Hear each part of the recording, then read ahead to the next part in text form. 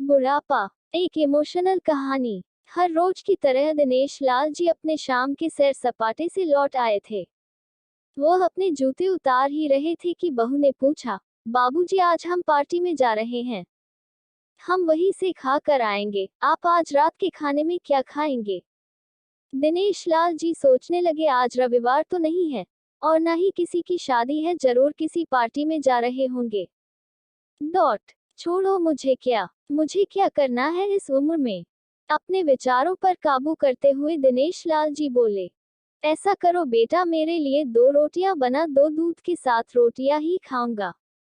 बहू तुरंत बोल उठी, बाबूजी सुबह ही जो बनाई थी उनमें से 2 रोटियां अभी भी बची हुई है, अगर आप डॉट डॉट उद्धरण चिन्ह। बहू ने अपना वाक्य अधूरा ही रहने दिया, लेकिन दिनेश लाल जी अच्छी तरह समझ गए कि वह क्या कहना चाहती थी। सुबह की रोटियां खाए तो गैस हो जाएगी। सुबह भी बहू ने मसाले वाली सब्जी ही बनाई थी, जिसके चलते अभी तक खट्टी डकारें आ रही हैं। और इस उम्र में पेट को संभालना मतलब किसी बिगड़े हुए बच्चे को संभालने से भी ज्यादा कठिन काम। बाबूजी बहू से बोले, नहीं बेटा, इस उम्र में सुबह की रोटी नहीं खा सकता। तुम्हें थोड़ी तकलीफ होगी, लेकिन मेरे लिए 2 ताजी रोटी बना दो। बहू को बहुत गुस्सा आया। वो गुस्से में ही बड़बड़ाते हुए उठी, अब 2 रोटियां बनाओ या 10 काम तो उतना ही बढ़ेगा। आटा गूंदो, रोटियां बनाओ, किचन और बर्तन साफ करो। इन्हें क्या है, इन्हें सिर्फ ऑर्डर देना है, काम तो मुझे करना पड़ता है ना। बस दिन रात इनकी ही सेवा करते रहो। बहू के बोल दिनेश लाल के गालों पर पड़ रहे थे।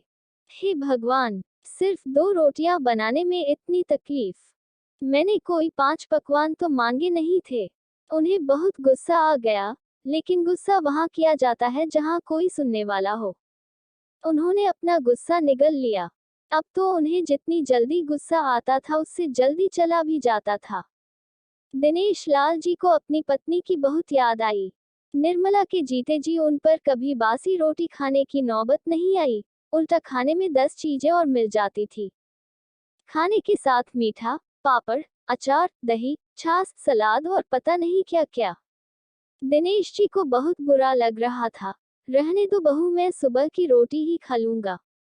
फिजूल में तुम्हें तकलीफ होगी, और वैसे भी तुम्हारे हाथों की रोटी बहुत मुलायम होती है, मुझे चलेगा। मेरी वजह से तुम लोगों को देर नहीं होनी चाहिए। बहू की तो मन की बात हो गई। वह अपनी आवाज मीठी करते हुए बोली, बाबूजी आप चाय लेंगे क्या?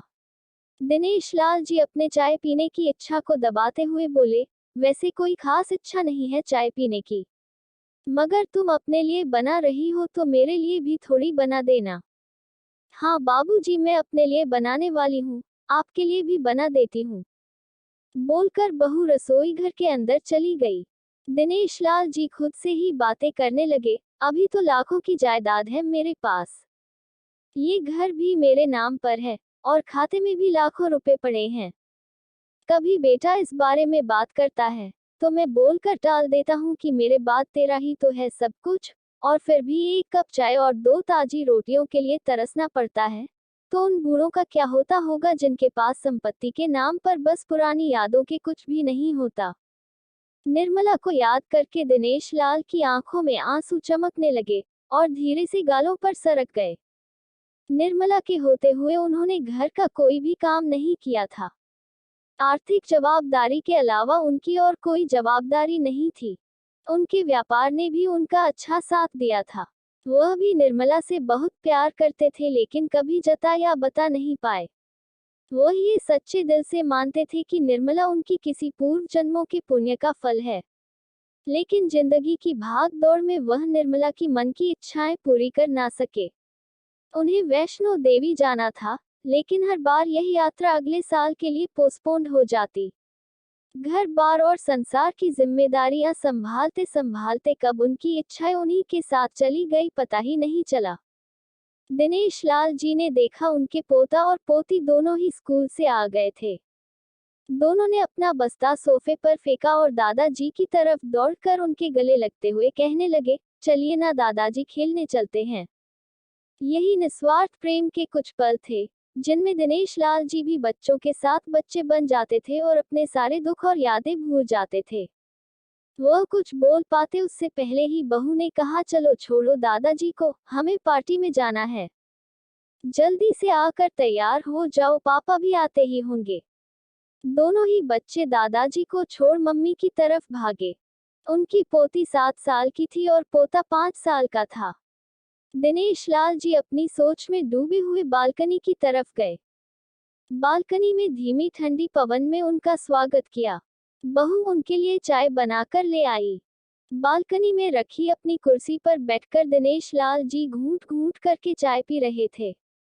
पी क्या रहे थे, निगल रहे थे, क्योंकि चाय के नाम पर सिर्फ कम शक्कर वाला गर्म पानी था, न इलायची न अदरक। दिनेश लाल जी मन ही मन सोचने लगे, बहू के जाने के बाद आज खुद अपने हाथों से चाय बनाऊंगा। इलायची, अदरक और थोड़ी सी ज्यादा शक्कर डालकर और उसके साथ रोटियां खा लूंगा।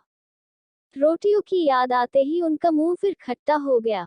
चाय खत्म होने पर खाली कप लेकर वह किचन में रखने गए तो वहां देखा कि बहू और बच्चों का कप धोके पड़ा था। उन्होंने भी अपना कप धोकर रख दिया और अपनी डायरी लेकर बालकनी में आ गए।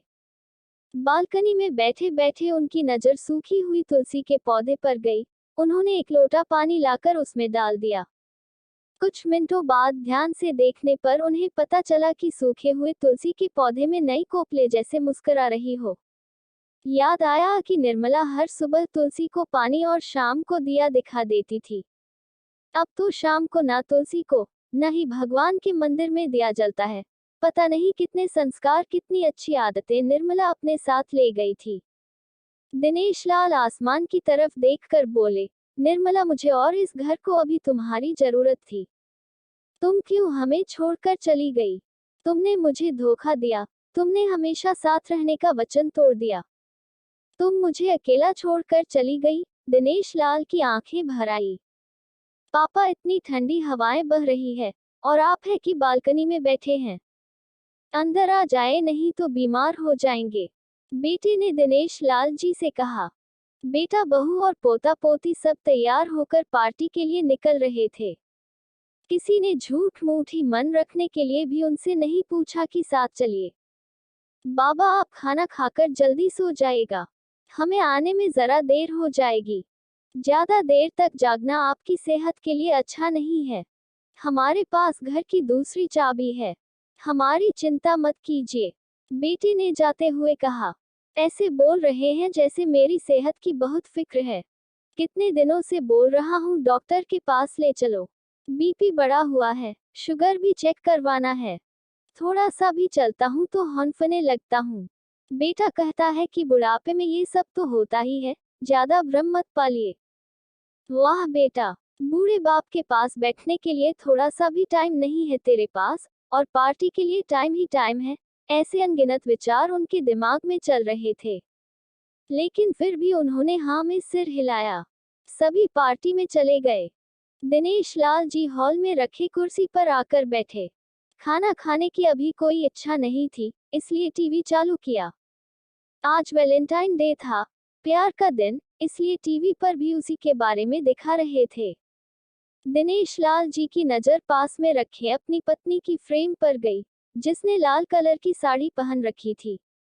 प्यार तो उन्होंने भी खूब किया था निर्मला जी से, पूरी जिंदगी किया था, जी जान से किया था, लेकिन कभी बोल नहीं पाए। टीवी पर दिखा रहे थे, लोगों ने लाल कपड़े पहन रखे थे। हाथों में लाल फूलों के गुच्छे लेकर वह ग्रीटिंग कार्ड्स की खरीदारी कर रहे थे। पता नहीं दिनेश लाल जी के मन में क्या आया, उन्होंने अपने पैसों का बटवा लिया और निकल पड़े। निर्मला जी की याद में चलते चलते वो एक आइसक्रीम पार्लर के पास पहुंचे। उनका श्वास चढ़ गया था, उनकी सांसों की गति तेज हो गई थी। आइसक्रीम पार्लर के पास एक कुर्सी पर वह आकर बैठ गए। तभी वहां पर एक छोटी बच्ची आई जो गुब्बारे बेच रही थी। बच्ची बोली, दादाजी गुब्बारे लोगे क्या? इतने ही बचे हैं, बिक जाएंगे तो जल्दी घर चली जाऊंगी।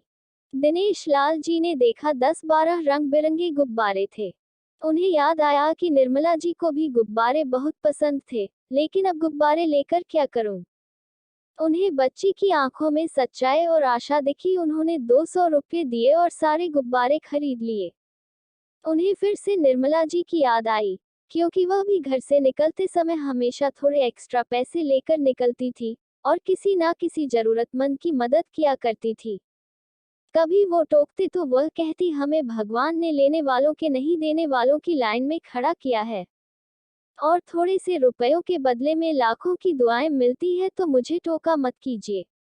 आंखों में आंसुओं के साथ दिनेश लाल जी रास्ते के बीचों बीच आए। उन्होंने आसमान की तरफ देखा, अपने हाथों में पकड़े गुब्बारे आसमान में छोड़ दिए और चिल्लाकर बोले, निर्मला, मैं तुमसे प्यार करता हूँ। उनकी सांसों की गति बढ़ गई, उनका शरीर लड़खड़ाया और जमीन पर धड़ाम से गिर पड़े। आसपास के लोगों को कुछ भी पता चल पाए, उससे पहले ही दिनेश लाल जी ने इस मोह माया की दुनिया को अलविदा कह दिया। उन्हें अपनी पत्नी से मिलने की बहुत जल्दी थी। आपको ये कहानी पसंद आई हो तो लाइक, शेयर, सब्सक्राइब और कमेंट जरूर करें। धन्यवाद।